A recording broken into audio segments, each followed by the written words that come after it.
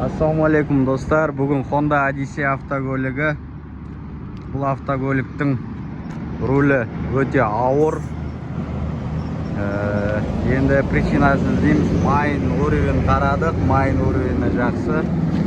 Етіп астына түсеміз. Майын уровені түскен болатын.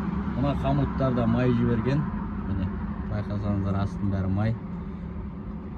Қамыттарда май жіберген. Патрубокты қараймыз. Қарасақ, мынандай болып жатыр патрубкымыз. Бұл курнасос май айдаған кезде циркуляция дұрыс жүрмейді. Бірінші міне екінші. Қазір біз мына жерден патрубокты кесіп, мына жерден кесіп шлангымен жалғайтын боламыз. Сосын нәтижесін қараймыз.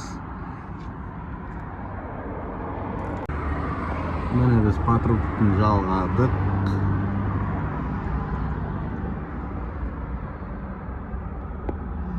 Қазір оталдырып көретін боламыз. Ал достар, біз ауыстырдық жаңа патрубканы. Руліміз жеңіл болып.